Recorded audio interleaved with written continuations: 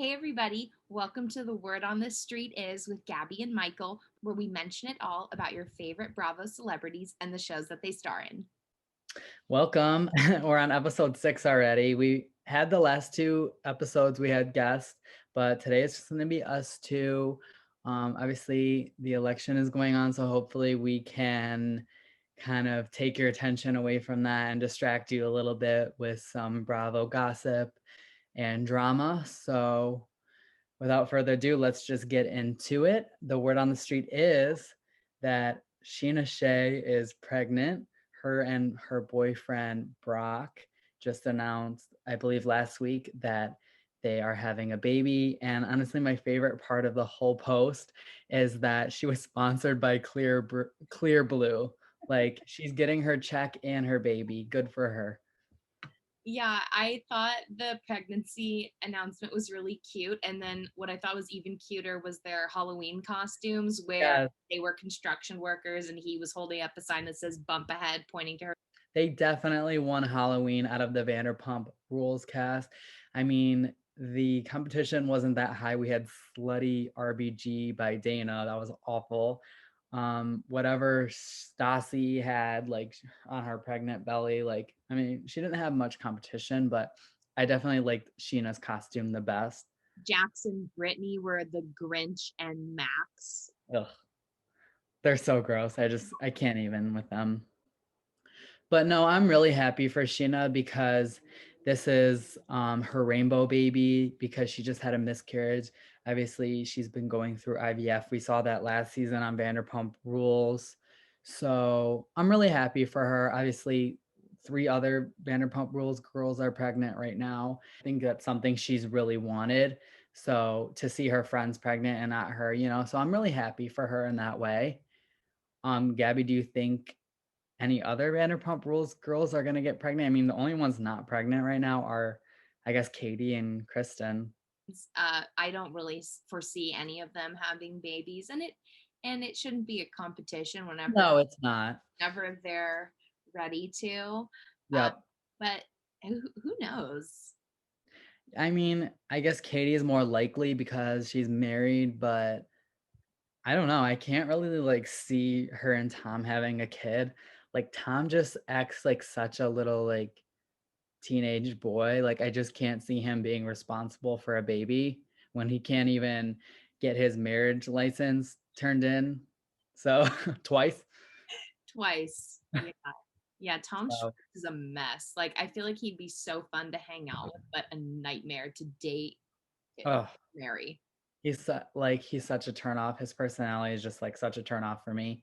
Do you think that Vanderpump Rules will come back next season? In a way, I feel like all these girls are like pregnant. They're like trying to like create a storyline in a way. I don't know. I just don't know if Vanderpump Rules will come back. They obviously didn't film over the summer when a lot of other Bravo shows have been filming Summer House, Housewives. It's really a toss up for me if they're going to film season 9 or not.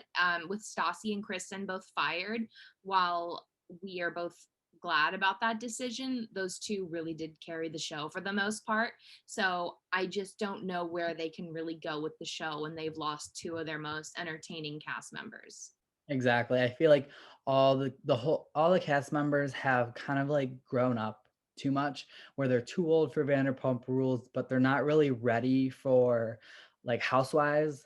They're not graduated to Housewives yet. So I just feel like it doesn't work anymore. And I feel like Vanderpump Rules has given us everything we've needed and we don't really need any more from it. I feel like we can close that chapter and be happy with it. I agree. It was really fun, but let's not like drag it out till it becomes like unwatchable. Exactly. We're obviously getting the Vanderpump, we're supposed to get a Vanderpump Dogs and the Vanderpump Garden show. So hope maybe they'll give us some new energy, new people, give us some old Vanderpump Rules vibes that we're desperately needing right now. Next, we're going to touch on another Bravo show, which is Southern Charm.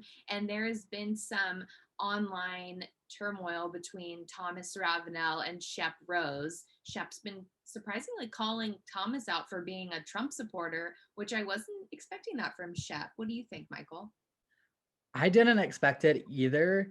I mean, we're gonna get into the premiere of Southern Charm in a little bit, but I feel like Shep has like turned this new leaf in his life. He seems really happy. He's been seeing a therapist. He has a new girlfriend. He has his dog Craig. I mean, he seems to kind of be getting his shit together. I love little Craig. Little Craig is so cute. And it's so, Finishing out our Bravo news is pretty huge and a shock to a lot of Bravo fans is that Erika and Tom Girardi are getting a divorce. so I've seen a lot of gossip saying that one of the Beverly Hills couples was in danger.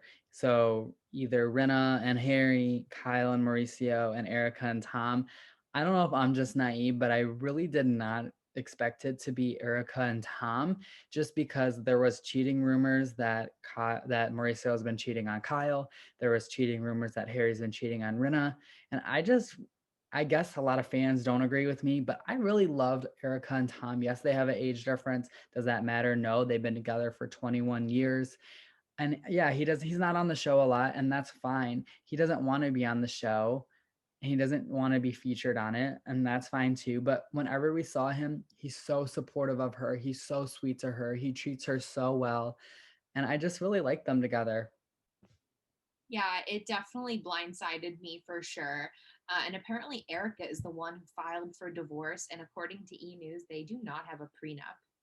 They do not. So, and there is a rumor that the reason that they're getting divorced is because he has lawsuits. So she's trying to protect her assets from getting involved in those lawsuits.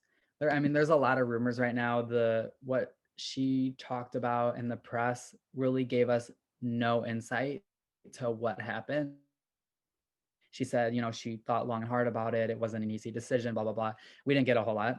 I don't know what we'll get from season 11, if we'll get a lot of insight from her. And a lot of fans are really upset that she hasn't been sharing a lot. So I'm wondering if next season will be different and we're really going to see into a divorce that's going to be really dark and sad for her, or if she's kind of brush it under the rug and try not to talk about it. So This explains why she's been so nasty to fans on social media, too. she can be cold, but I still love her. I'm looking forward to season 11. And speaking of season 11, it was also announced that Kathy Hilton is going to be a friend of next season. And we're also getting newbie Crystal Kung Minkoff. So, Gabby, what are your thoughts on those two new additions?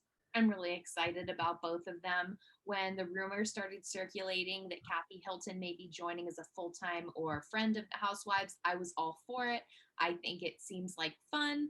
And I'm really excited to get to know Crystal. She's our first Asian housewife on Beverly Hills. Her husband directed or co-directed The Lion King and Stuart Little. So we're just going to get to learn a lot about her and her family, and I'm just really excited about it.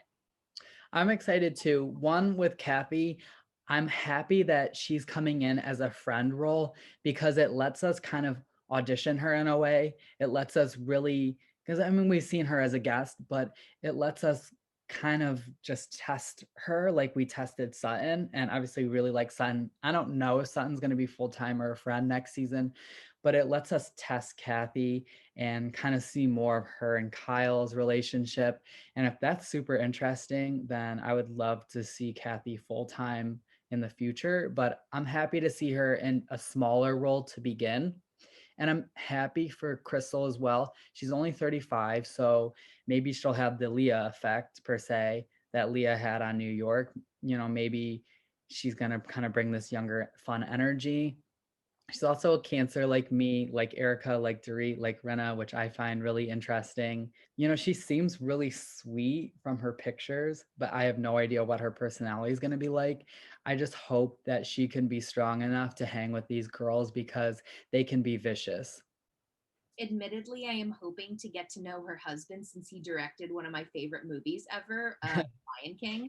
My Disney loving self is kind of hoping he shows up and talks about his career with Disney. Yeah, I just would love to hear about it. I'm sure we will see that because I mean, that's really big to direct Lion King, like, hello.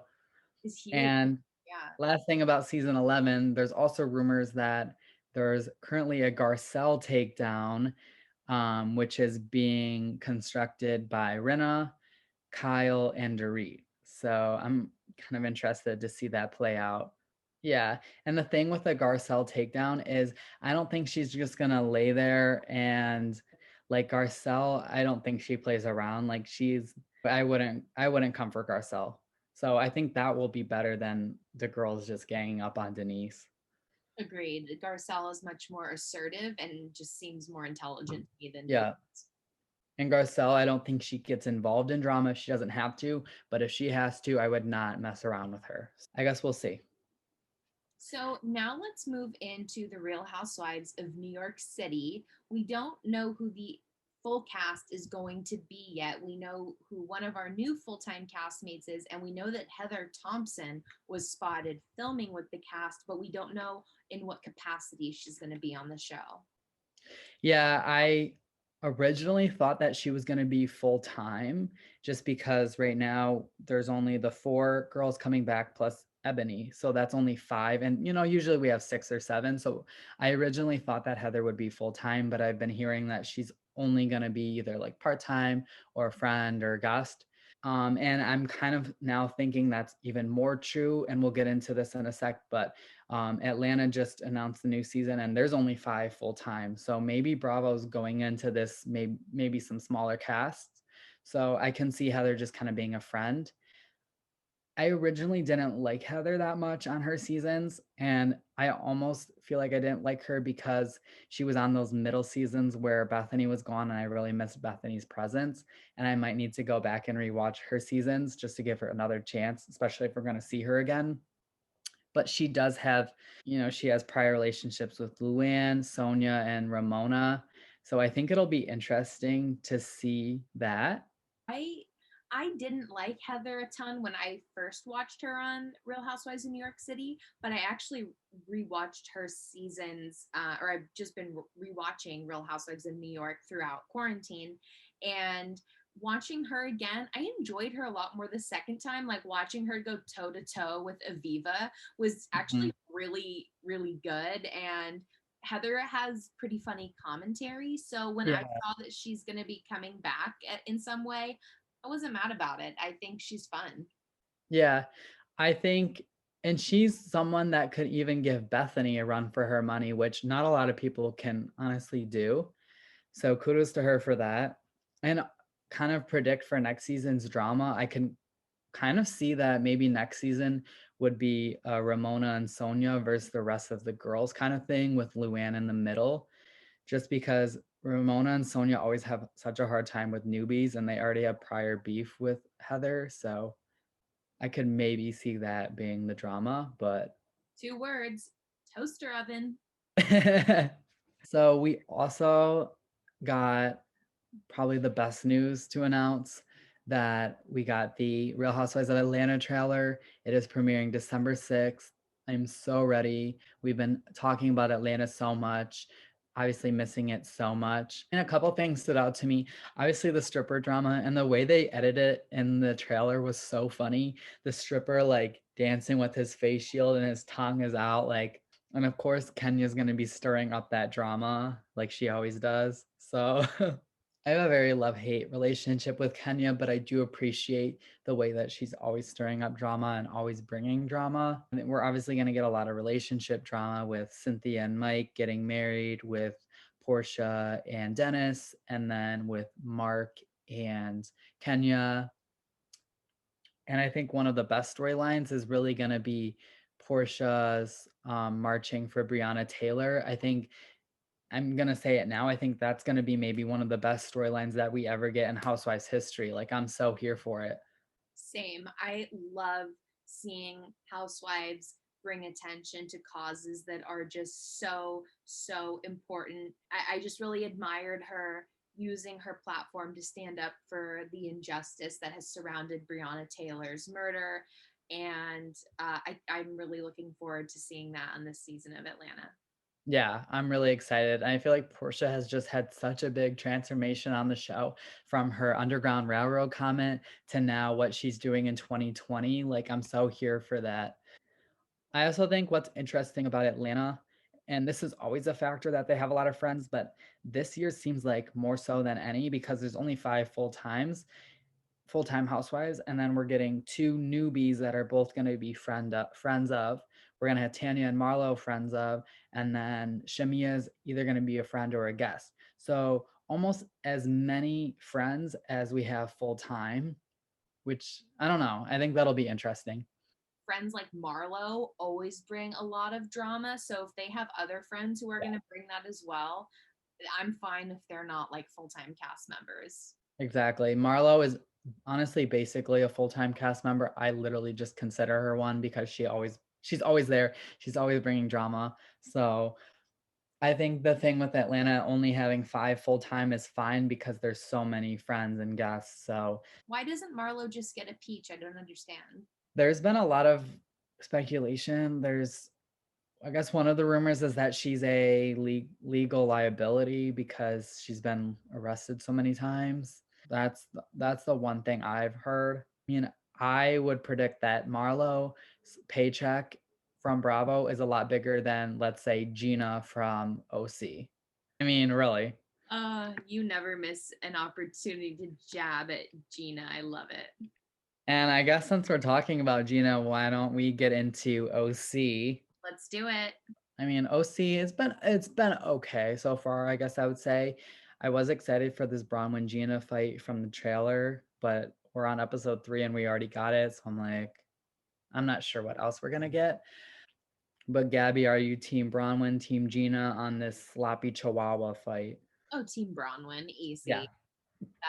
I love Braunwyn way more than I do Gina, so Yeah. it's pretty easy for me to take Braunwyn's side. What about you? Yeah, I mean, I'm team Bronwyn. I mean, I'm not fully in agreement with Bronwyn, but I'm gonna be in support of her. I mean, I think there's a lot to dissect with the fight. One, do you think that Shannon really said that Gina's house was sad or depressing? Because I do think she said it. I think she was probably drunk, and I think that she probably like said it not even like thinking the importance of it. She's just like, "Oh, yeah, it's, like, kinda sad," like, but she said it, I think.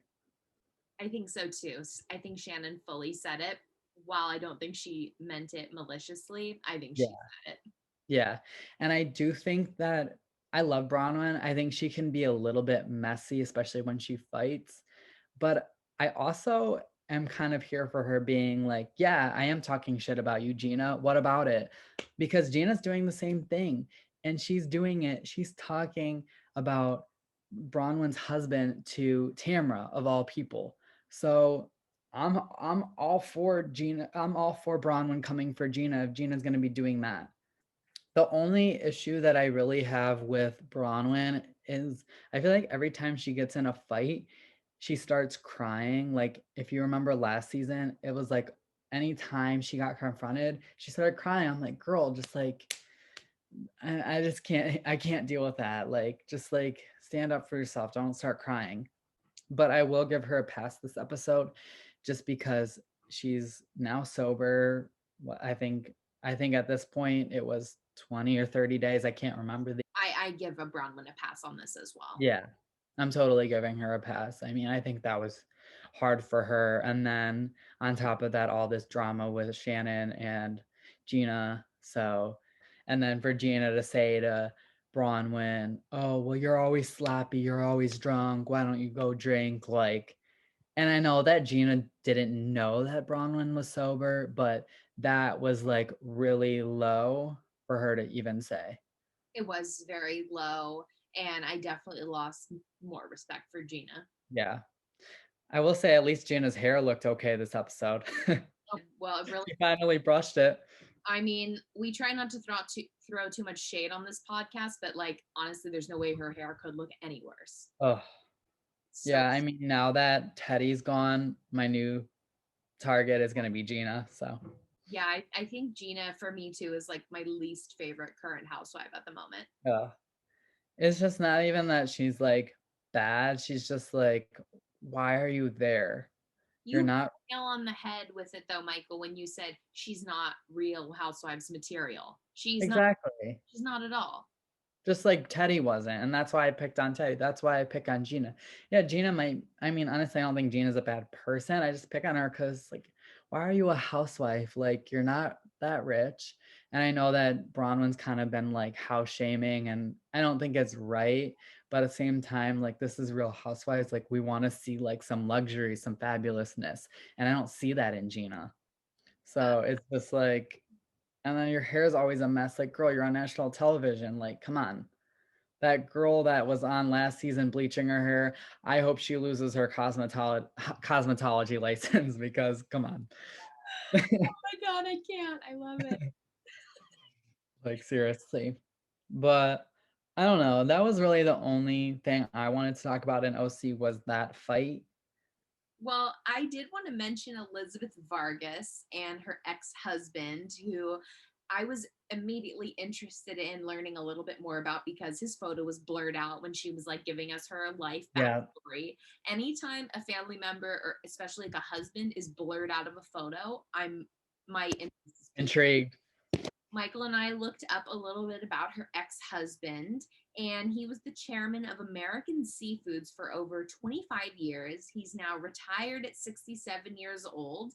And when I looked up his photos, he's actually like not that bad looking at all. He's kind of a silver fox, which I was surprised by. I might have to look his pictures up now. He's not bad looking for a 67-year-old man, I have to say. Yeah. I I'm mean, curious why him and Elizabeth split up, though. yeah, I don't know. I mean, she's what, 40, she's probably 40 something, and I think her man's kind of younger now too. She's going to So, be tight-lipped about like details surrounding her divorce. yeah, I'm really not sold on her yet. I think I think her personality is kind of fun and quirky, I guess, but like when the drama was happening between Bronwyn and Gina, she was just kind of like, "Oh, I'm not used to this." Like, ha ha ha. Like, I don't know. I just don't really see her like fitting in on the show kind of thing. Yeah. It's too soon for me to tell. I totally Yeah. understand what you're saying, but since it's only been 3 episodes, I want to get to know her a little bit more. It is working against her though that she was like supporting Kelly Dodd on Instagram. Yeah. Right.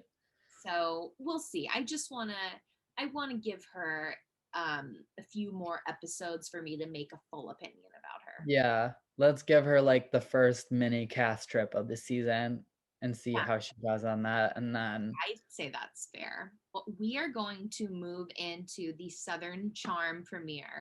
I well, I'll just say that we both just binged Southern Charm the first 6 seasons on over quarantine. So we're both like new Southern Charm watchers. So we might not like know all the tea about the cast members just because we literally just binged all the seasons. So we're both very new to Southern Charm. Let me just preface all this by saying that. I won't say I wasn't that impressed by the premiere. Like I wasn't like, oh, this is like so crazy or like so entertaining. Like, I don't know. I think for a couple reasons. One, Catherine's bringing up cheating rumors that Jason, right, is cheating on Cam, and like Cam's not even on the show to defend herself. So I'm just like, what's the point of this? Two, we really didn't get to see Leva or John Pringle, the new cast members, that much. So I don't know. Those were two things that kind of bugged me about the premiere. Not saying that we're obviously gonna see more of them, but I don't know. What did you think?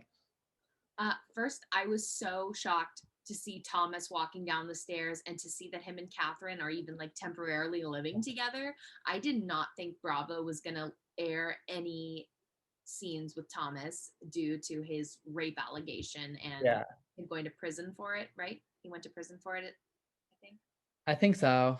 Yeah, We'll have to fact check that. sure. Just after the rape allegations and everything, I really did not think Bravo would show Thomas ever again. Yeah. He's a disgusting person. whatever. We're not going to get into Thomas. Yeah. I He's agree. like a Jax for me. Like, I'm just like, ugh. Yeah, he is. He's like like a grown up Jack's Southern version, but he. Yeah, add like 10 well, 10 or 15, 20 years to Jax, and that's Thomas. Catherine's being really shady, and I think she's just jealous of Cam. Like honestly, Cam has everything Catherine wants. Catherine wanted more than anything to be married to Thomas with their 2 kids. Clearly, he Yeah. screwed her over and refused to do that. Yeah, Yeah. like you said, Cam isn't even on the show anymore. Like, what's the point? Yeah, literally. It's like OC when they're talking about Tamara. It's like, I don't care about Tamara. She's not here. And Cam, I like Cam, but she's not here. And the thing about her talking crap about Cam is, yes, early on, Cam was pretty mean to Catherine. She excluded her a lot. But if the last couple seasons, Cam actually really turned around in regards to Catherine. She really stood up to Catherine against Ashley. So I don't get why now Catherine is like being so hard on Cam when Cam was literally had your back against trash Ashley girl. So at the end of the episode, we saw the teaser that was like a preview for the rest of the season, and we see that Catherine's ancestor, John C. Calhoun, a statue of him is being removed by like a crane from the city of Charleston. Honestly, I am so thrilled that they are getting rid of this statue of John Calhoun, and I'll tell you why. You're a history buff, so Yeah, let's dive into this. I apologize if it sounds like a rant. This isn't about politics. It's just history. John Calhoun served as the vice president of the US during 2 different administrations. He served for Andrew Jackson's administration and before that during John Quincy Adams' administration. Calhoun was a slave owner, and not only did he own dozens of slaves, but he strongly defended slavery. He didn't want it to be abolished. He quote unquote called it a positive good, and he said that it benefited both slaves and the owners. The long and short of it is, it's really good that this statue is being removed, in my opinion, because it represents somebody who really loved slavery and didn't want it to be abolished. So good riddance. See you never. and I think Catherine is obviously very white privileged. And so I think, yeah, it's like her family member or her ancestor, like she probably thinks, oh, it's cool. Like, my ancestor has a statue, and she probably doesn't even realize the gravity of it, really. Has to be cool to know you're related to a vice president when you think about it. Yeah, But then, if that were me, I would at least have some follow up questions and say, I want to know about this person. What did they do during their time in office? And it's yeah, like it's plain as day on Wikipedia all over. He was yeah, a huge proponent of slavery. yeah, Catherine should know that since she's related to him. And yeah, I would think any one of her friends who've known her for a long time would at least know about it or look into Catherine's family history. yeah. And that's why I'm here for Leva, because she's like not going to be afraid to bring that up this season. Obviously, that's going to be a really big storyline. I'm really here for it. I don't think, I think, well, obviously, Leva's a friend of Cam.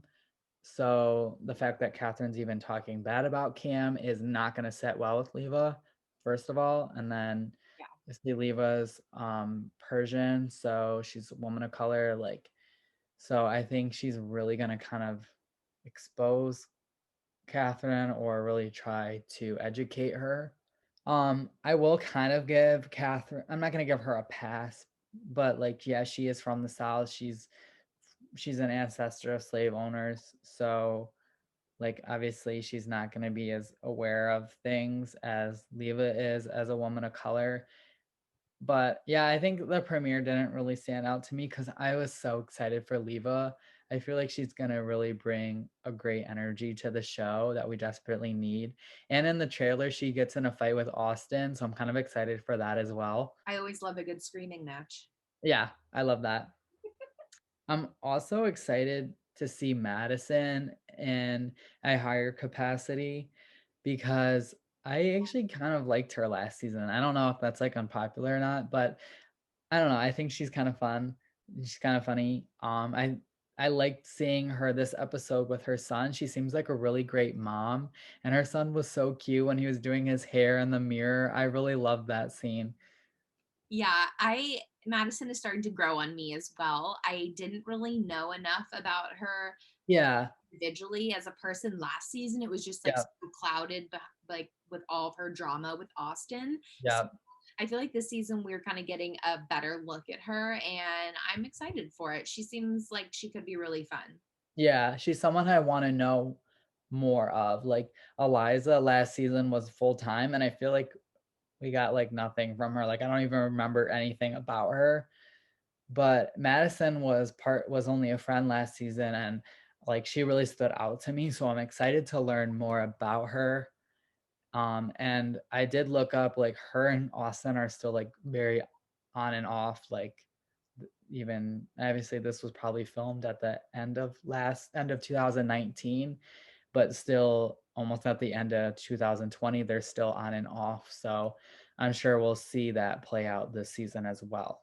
Yeah, I mean, when you break up that many times in such a short amount of times, I don't think it's gonna work out between No, them. it's It's not. so much turmoil, like for their entire relationship. So best of luck to them. I don't see it Yeah. working out. Shep threw a themed party that I can totally get behind, and that's a Dumb and Dumber themed party. Love that movie. Love that whole theme for him. It's definitely a straight boy theme. Like, if I was going to a party and it was Dumb and Dumber, I'd be like, what the even hell would I wear? Like my birthday parties are like diamonds and rose, like fun themes. Like, I'm like, what would I even like do for a Dumb and Dumber party? But it's very on brand for Shep.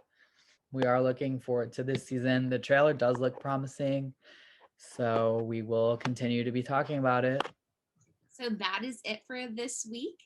As you know, Salt Lake City premieres November 11th, and we cannot wait. We are going to have so much to dish about. We've got lots of Bravo shows coming back, including Atlanta, like we mentioned, December 6th. You don't want to miss it. We're going to have Yeah. so many good things to talk about in the coming months, and we can't wait to share it with you. So excited for Salt Lake City. It is going to be killer. So excited for Atlanta. And then we're gonna get New Jersey in like February. So those are my three that I'm so ready for them. Like premiere now. Like I need them in my life. Thanks for tuning in. We'll see you for our next episode of The Word on the Street Is.